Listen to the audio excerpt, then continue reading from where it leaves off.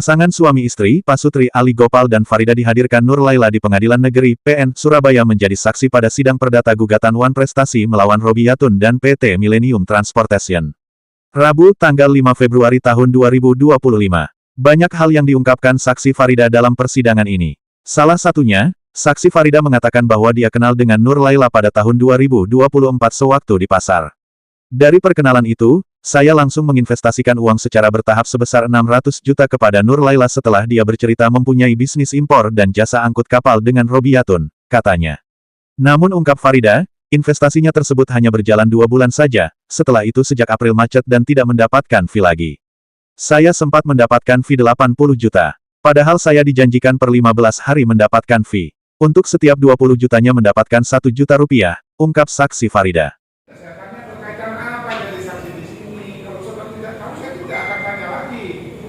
Tahu nggak? Saya investasi ke penggugat dan ibu Laila. Siapa yang investasi? Saya.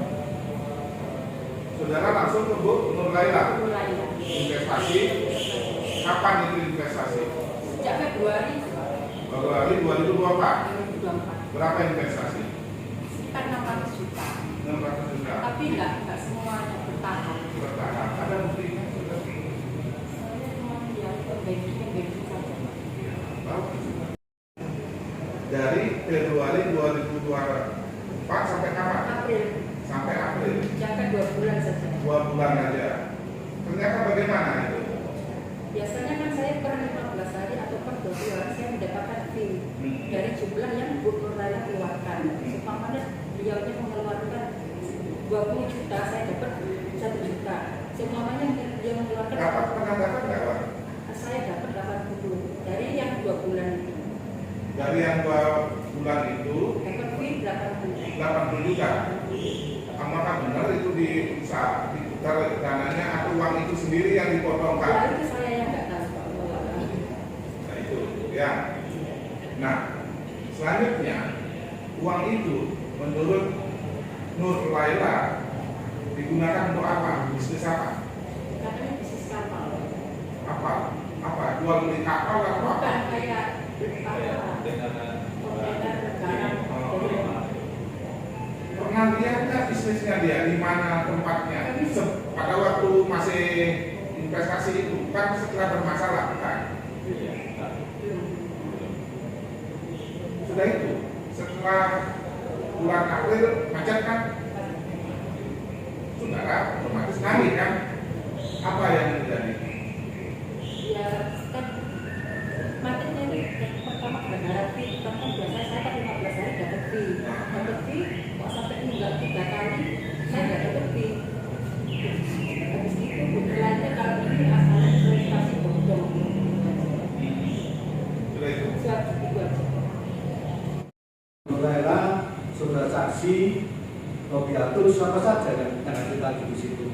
Ini tadi ada temannya Bu Nur Laila. Ada temannya Bu Nur Laila.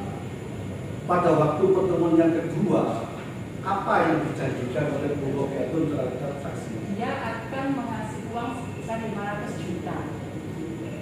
Pada tanggal sekian, saya juga lupa sekian, dia menjanjikan uang 500 juta. Menjanjikan mengembalikan uang 500 juta. 500 juta. Faktanya sampai saat ini, Sampai sekarang ini sudah tidak ada. berarti belum ada sama sekali, alias jong ya. Terus setelah pertemuan yang kedua, apakah ada pertemuan lagi? Tidak ada, sampai sekarang. Sampai saudara saksi di sini tidak ada pertemuan lagi. Menanggapi keterangan yang diberikan oleh saksi Farida, Arif Zulkarnain selaku kuasa hukum dari Nur Laila meyakini adanya sosok lain di belakang Robiatun yang menerima setoran. Terkait sosok lain tersebut, Arif pun berencana mengajukan gugatan tersendiri. Jadi selamat siang, perjalanan sidang hari ini untuk kasus investasi bodong nomor perkara 924 garis miring PDTG PN Surabaya 2024-2025 ini ya, itu adalah agenda keterangan saksi, di mana di dalam sidang tadi kami menghadirkan saksi dari tim kuasa hukum Ibu Nur Laila selaku penggugat. Kedua saksi yang salah satunya merupakan WNI dan WNA itu dari Pakistan mengatakan bahwa mereka mengetahui betul asal Iqbal, dan awal dari adanya investasi yang sudah membuat mereka percaya kepada Bu Nur Laila selaku upline mereka, menyerahkan uang dengan total 600 juta rupiah lebih di bulan Februari hingga bulan April 2024 dengan janji seperti apa yang diterima. Janji itu dari tergugat satu, Robiatun, yang lagi-lagi tidak hadir di kelanjutan agenda sidang hari ini, akan diberikan semacam bonus investasi selama 15 hari, mendapatkan berapa tadi? 2 juta per 15 hari. Tetapi setelah Mei tidak ada lagi cerita tentang pemberian bonus hasil investasi itu, sedangkan uang sudah masuk. Ya Pak, terkait saksi-saksi kan tidak banyak hal dari investasi. Di pasar, harga, Betul. Meskipun demikian, tadi saksi juga sempat ditanya oleh majelis hakim yang memimpin persidangan ini bahwa saksi pernah diajak bertemu di tempat dan kantornya T2, di mana di situ menjadi gamblang bahwa saksi dengan rasa percaya dirinya, uang itu tidak dibawa oleh Nur Laila, tapi disetorkan kepada orang-orang yang ada di belakang Robiatun. Nah, perkiraan seperti itu indikasinya, tapi kan kita masih mempelajari siapa orang-orang itu. Kita akan lakukan lagi proses ini kelanjutan untuk gugatan secara tersendiri di luar perkara yang sedang berjalan ini, karena asas hukum acara kan tidak boleh kami selaku kuasa hukum memberikan bukti baru tambahan tidak boleh, jadi harus berbeda. Bukti tambahan itu akan kami sertakan di agenda sidang berikutnya, yaitu temuan kesepakatan di mana apabila Robiatun tergugat satu tidak bisa membayar kerugian yang sudah dijanjikan, yang tadi sempat muncul di persidangan, saksi mengatakan dicicil 500.000, itu kapan habisnya kalau sampai ratusan juta seperti itu, maka dia siap di penjara dan anaknya akan ditanggung, keluarganya akan ditanggung oleh tergugat dua. Itu nanti akan kami sertakan di sidang berikutnya pada hari Rabu minggu depan. Itu surat pernyataan berupa PDF, nanti akan kami serahkan. Itu kepada teman-teman media akan kami berikan rilisnya.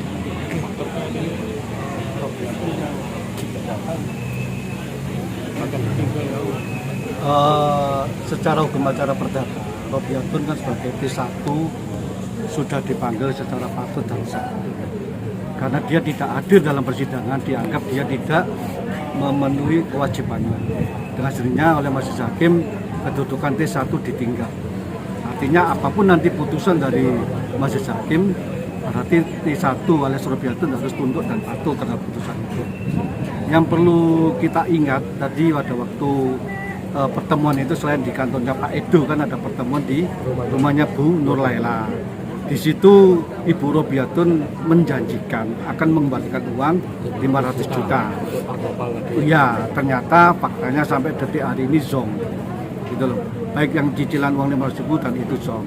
Terus kedua, nanti pada persidangan minggu depan akan kita buktikan, soalnya kita ini kan perkara perdata. Dalam perkara perdata ini kan berlaku hukum acara formil. Hukum acara formil berarti kan harus ada bukti surat yang akan kita ajukan untuk memenuhi kelengkapan dari itu. Yang ketiga, nanti kita akan minta waktu, tadi sudah kita sampaikan, kita mau insake bukti yang diajukan oleh pihak tergugat dua.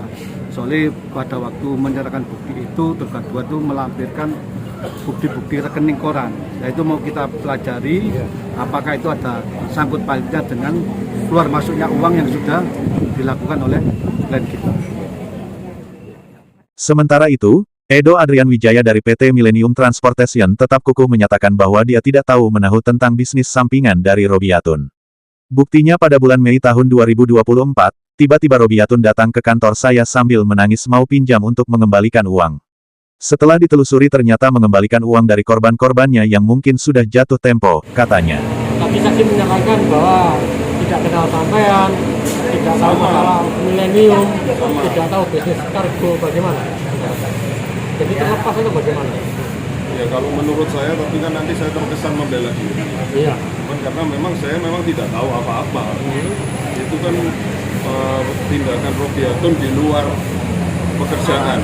Robiatun sebagai pribadi, dia berteman dengan siapa, dia mau ngapain, masa saya tahu semua detail, betul kan? Tiba-tiba intinya di suatu hari bulan Mei 2024, tiba-tiba dia datang ke kantor saya nangis-nangis mau pinjam uang, mengembalikan ya.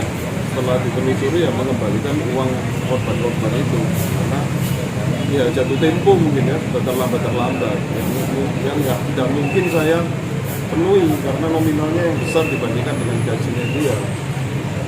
Jadi itu awal mula saya tahu dia ada membuat investasi bodong yang mencatat nama saya, mencatat nama perusahaan saya ke luaran orang. Terkait ucapan Robiatun Pak, bahwa kalau saya di penjara menjadi tanggung jawab keluarga saya, jadi tanggung jawab. Jujur ya, jujur saya tidak ingat Pak, karena kan waktu itu kan pasti panjang. Cuman kalau mungkin waktu itu saya mengingat flashback waktu dia datang ke saya nangis-nangis itu dia ngomong saya pasrah, saya titip anak sama suami saya, pokoknya kesampaian yang bisa nolong karena saya tidak punya keluarga. Ya mungkin omongan-omongan seperti itu yang dianggap atau dianggap sebagai apa. Cuman kan gampang aja Pak, apakah ada itu omongan dari saya? Kecuali saya yang ngomong, saya akan menjamin keluarganya, itu mungkin berbeda ya. Seperti itu. Untuk langkah yang dikatakan mencatut nama perusahaan jenengan, apa langkah jenengan? Otomatis kan ada perbuatan tidak menyenangkan atau fitnah. Gini Bu, waktu itu saya juga sudah jelaskan, saya juga sudah sempat berkonsultasi dengan teman-teman kepolisian. Buktinya saya memang tidak ada, karena itu hanya lisan. Dan ya saya nggak mau repot Pak. Karena waktu itu juga saya nggak menyangka saya akan dituntut perdata. Nama lengkap Pak? Terkait investasi Pak, milenium apa memang ada program-program seperti itu? Oh tidak ada, bisnis yang disebutkan aja beda dengan yang saya kerjakan. Tidak ada sama sekali Pak. Ya untuk tambahan informasi, perusahaan saya ini sudah berdiri sejak 2009 atau 2010.